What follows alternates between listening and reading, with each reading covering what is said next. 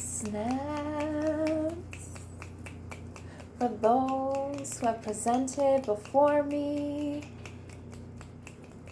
are still to present, and for yourselves and everyone else that has been or is to be a part of these summits.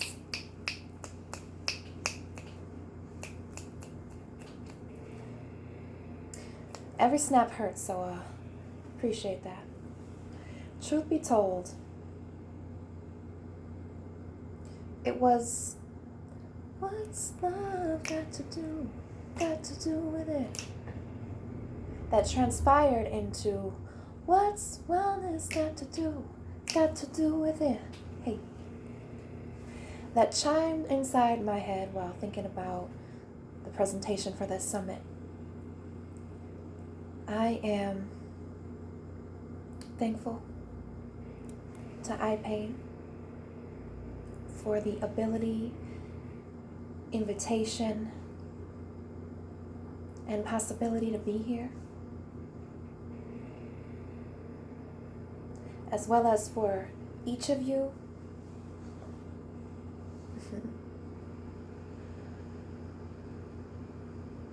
who are taking part in this experience. If you would breathe with me to arrive presently here as I introduce myself. My name is Mia Masak, and as a result of my personal journey, I have retired from the fields of traditional education and nursing. That same journey has led to the dedication of my remaining breaths on earth to combine those skills, that experience, that knowledge in effective and holistic ways, in efforts to serve in cultivating justice and righteous existences for one and all. I am an internationally certified health professional, public speaker, published author, mental health, pain, and trauma expert. You may have heard my voice as part of a Journey Back to Wholeness series, or in a live reading of an original work, A Guide to Reclaim Your Mind. If not, please consider this an invitation to do so, and thank you for spending this time with me.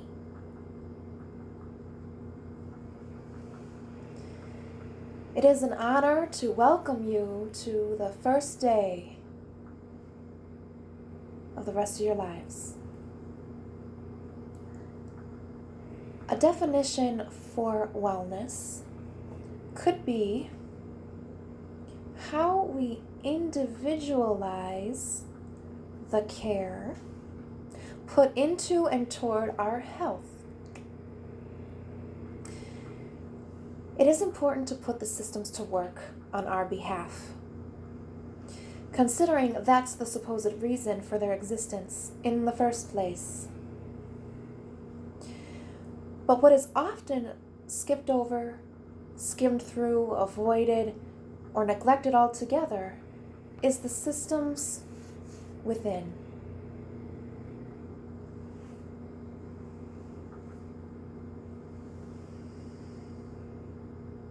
Oxford Languages defines wellness as the state of being in good health, especially as an actively pursued goal.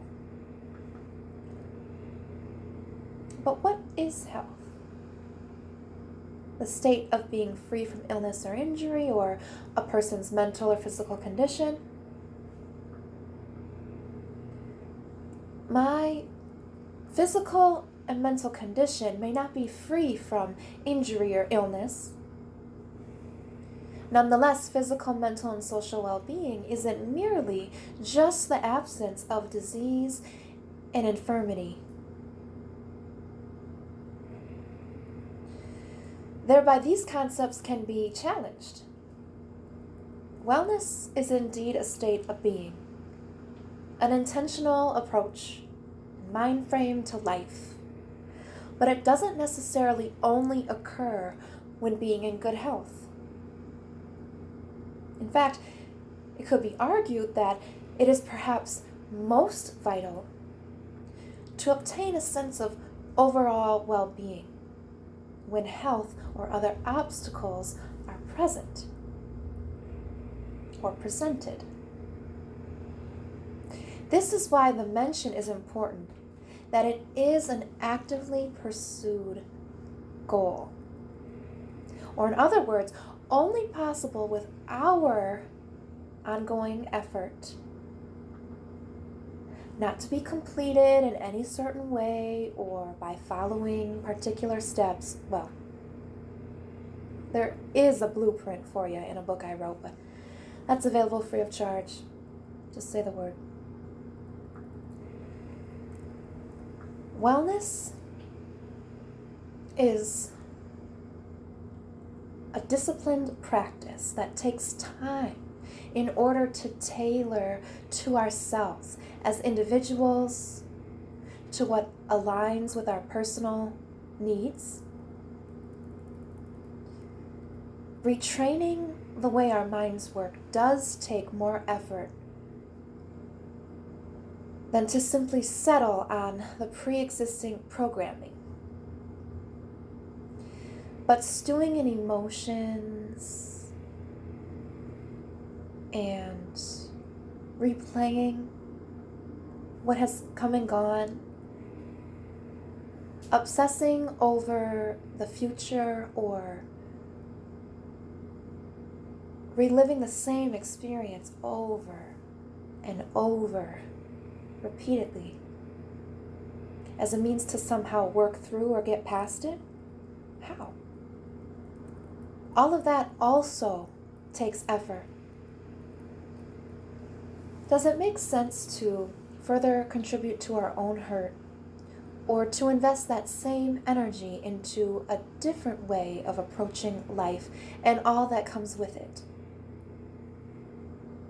It has been said attitude is everything, or that attitude defines who you are and how you behave. The way we perceive and internalize the world has a deep effect on our results. Experience the difference as to how these two examples feel.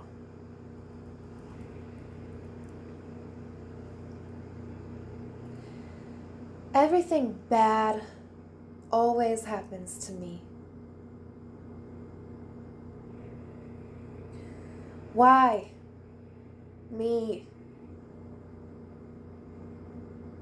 I didn't do anything to deserve any of this. I will never feel better or live to see better days. My life is so hard. This is so unfair and impossible.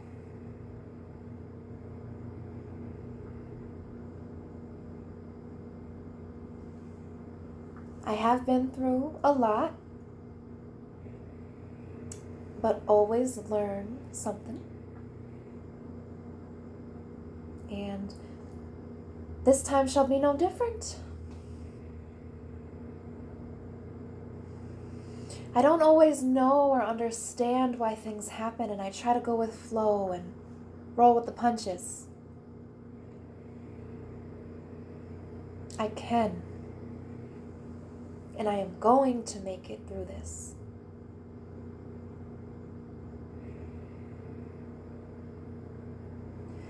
Reflect upon the impact those had on you.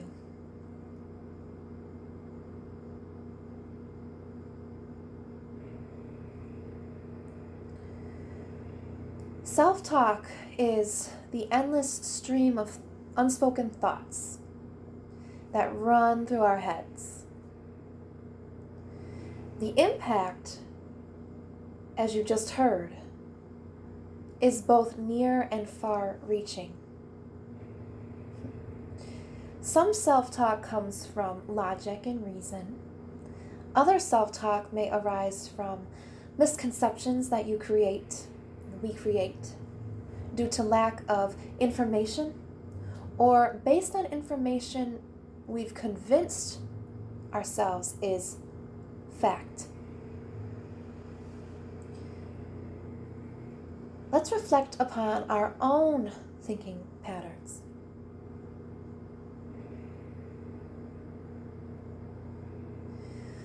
Some points to ponder are: how often do you filter,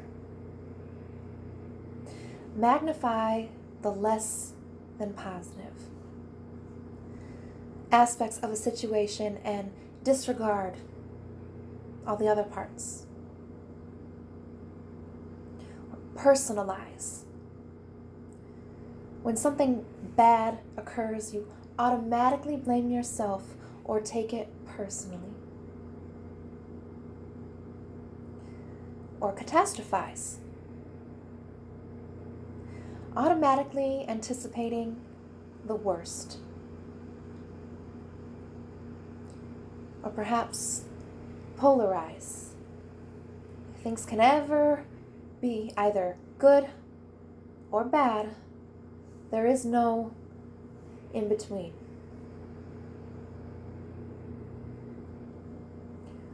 Our bodies and minds ingest and internalize whatever it is that we're putting in, right? So whether that be nutrient-lacking food, upsetting media input, compromised environmental surroundings, or, perhaps feeling unsafe, or even the quality or lack thereof within our own thoughts is a threat to our security.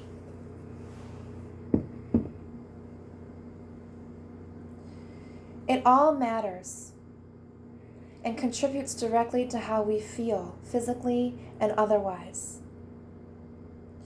This is why it's so important to address all of these basic aspects for each member of our communities, because we are in need of a collective revival. And the fact is, we can only truly ever be as well as our most vulnerable. We belong to each other, and we are each other's responsibility. And part of how we take ownership of that is to prioritize self-care.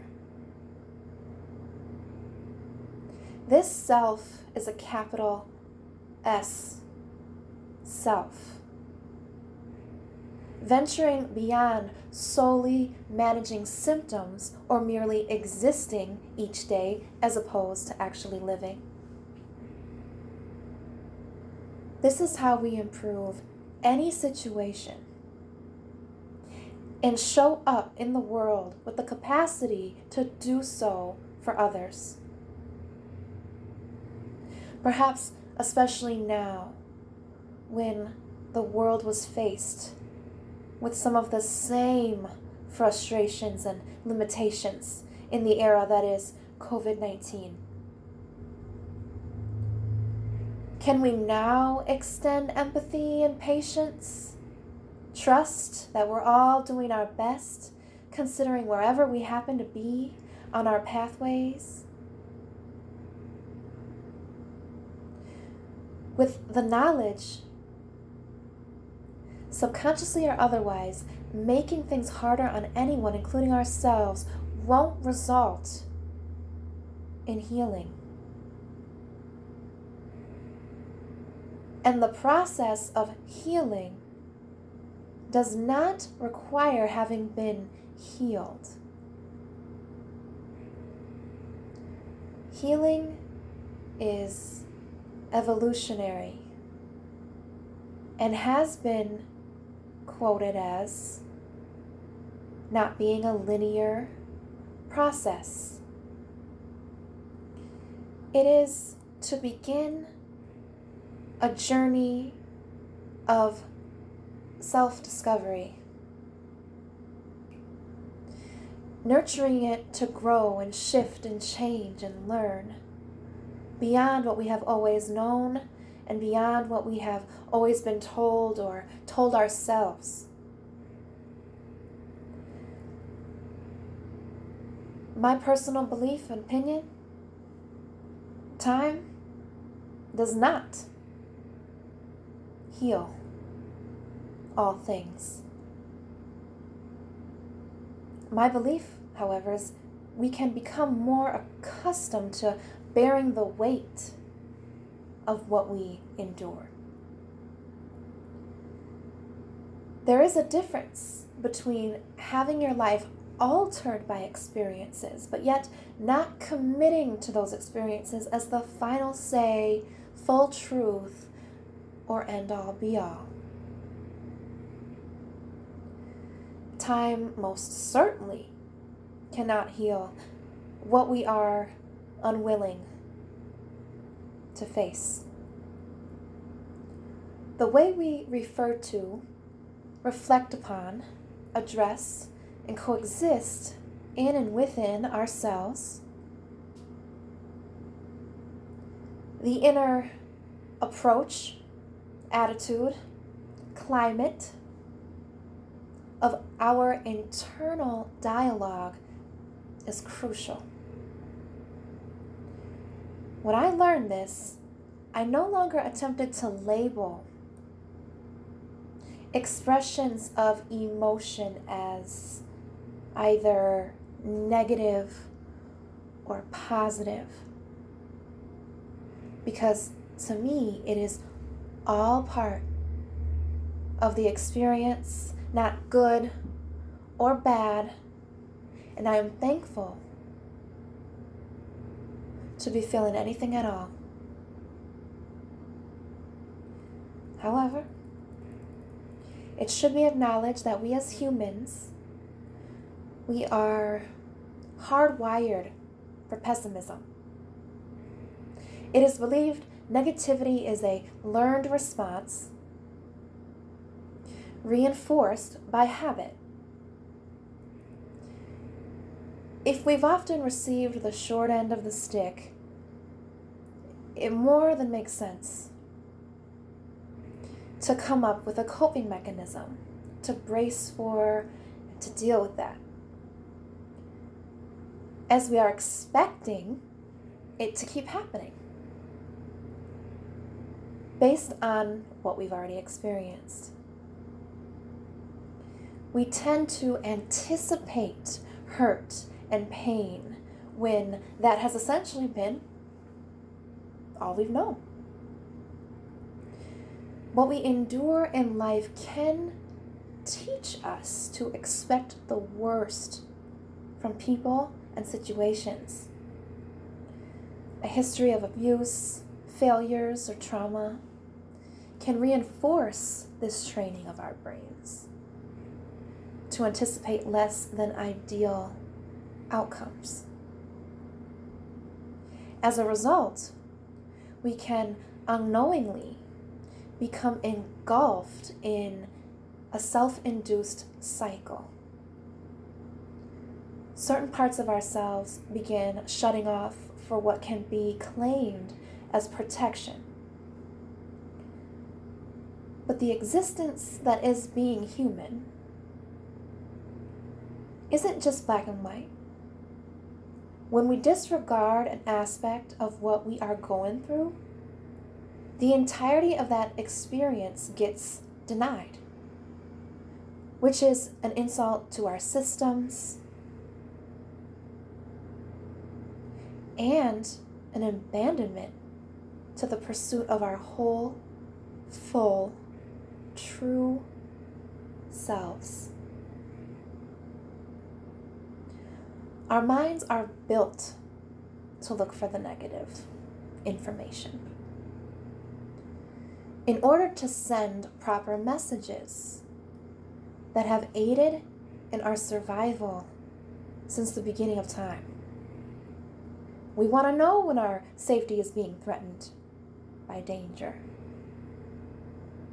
Even though we are no longer in need of constantly living in fear of a saber-toothed tiger anymore, per se, there are still persistent blows to our psyche and sanity. And if you're someone living with illness and pain, the intruder can at times feel and seem as though it is our very own bodies.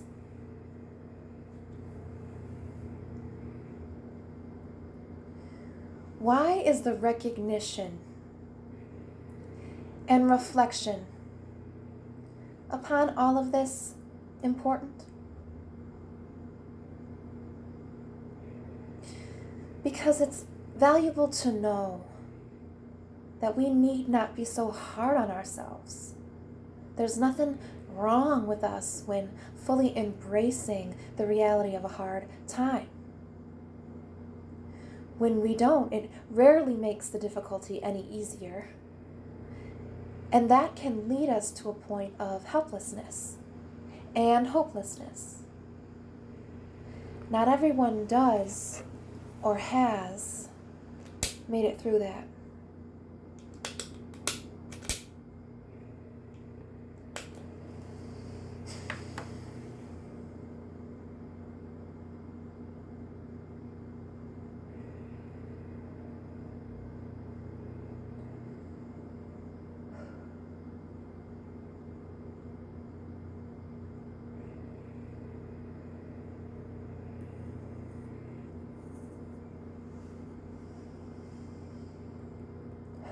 It isn't necessary to hold it against ourselves when we're less than chipper or in the moments when life is borderlining around getting to be a bit too much.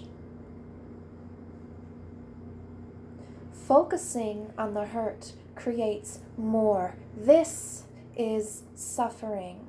If we focus on what is and has the potential of being gained, as opposed to lost,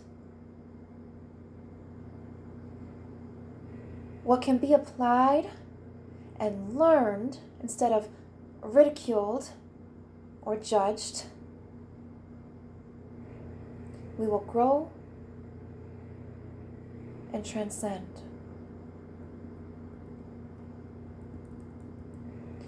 Shifting how we accept the information our bodies and minds present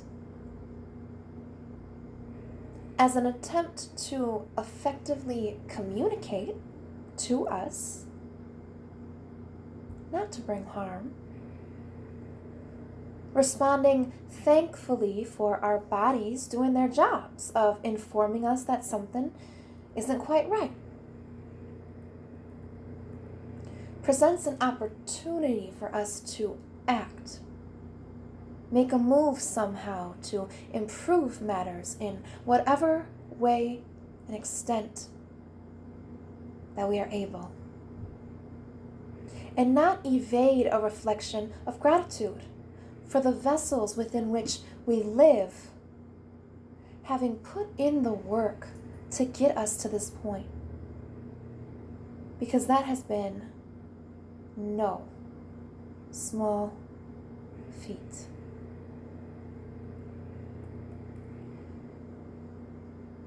It's a matter of being the hero of our own lives and rescuing ourselves.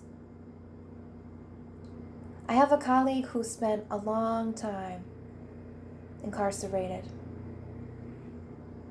for something that could have happened to any of us, just a dependence on circumstance. We've all made our fair share of mistakes, and I appreciate this individual for living to give back now. And their story reminds me of the potential for so many others, really all of us, despite the particulars. If you're anything like me, the impact that living as someone under the scrutiny of untreatable, incurable, lifelong conditions can have, I most certainly relate it to that of a jail in its own right and way. But what this proves is possible is that no matter what bars we may feel trapped behind, the largest component underlying each other aspect of wellness is not holding our authentic selves captive by imprisonment in the domain of our own mind. Both my colleague and I would declare we began to work to liberate our minds far before experiencing any relief or freedom. Even in dire affairs, an optimistic mindset will help you sail through the storms and tides of life more smoothly. Wellness doesn't mean we ignore life's unpleasant situations. It means that we approach unpleasantness in a more productive way. Replacing seeing the worst in others and ourselves with rethinking our worldview. No longer expecting any outcomes, but examining and limiting expectations altogether. Avoidance of pointing the finger or placing blame. Switching that out for gratitude and focus on ourselves inwardly. Seeking the support that we need, while also becoming the support that we need. So what does wellness got to do with it? Well, it could be summed up by saying everything. Physically, it strengthens your body, boosts your immune system, speeds up disease recovery, and reduces the risk of a heart attack. Mentally, with inclusive and overall wellness, you'll experience less stress and be at a lower risk of things like depression or other mental health conditions. The best benefit? It can help us to live more fulfilling and perhaps longer lives. Wellness isn't just helpful to take on the day, it can assist in keeping us as healthy as can be, all throughout and into the next. Think of wellness as a recipe. We start with an awareness of how we're doing inside, right? So, mental health. We incorporate microbiome, also known as the gut or second brain, and sprinkle in an adequate diet, a dash of ongoing exercise, and all the while sifting love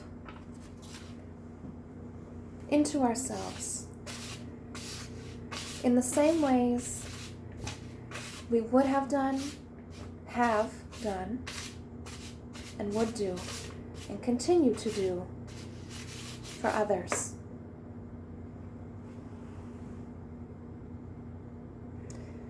There's a saying that has stuck with me ever since hearing it. And if I asked you to name all the things that you love, how long would it take for you to name yourself? We are the ones who need our own care the most. Imagine being contacted right now by someone you care for. They inform you they're not well. Your instinct is to proceed doing whatever is within your power to improve matters and make them feel better. Is that the same energy we bring to the table for ourselves? Or have we been accepting whatever scraps may be left over after everything and one else is taken care of? When unpleasant events occur, spoiler alert, they always will, we can try to learn an optimistic lesson out of it. Our thoughts determine our feelings and actions, so whenever any thought comes to your mind that isn't serving us or others, right, replace it with a more helpful one. Here's some examples. I am helpless. I have no control. I am being tested.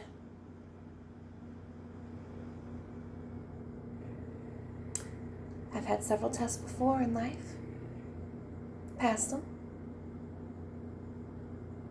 What am I able to do about this? I'm probably going to get or remain sick. Or I'll do what I can to stay healthy and remain curious of the days ahead that may consist of less illness or pain. Nothing good ever happens for me. Or I am surrounded by an abundance of beauty and blessings, and it is my job to take the time out to appreciate that and notice it. I cannot do this. Or I am embracing this challenge. I won't give up, and I'll do the best I can. Wellness could be thought of as our overall diet, right? How we treat ourselves based on what we consume, food or otherwise,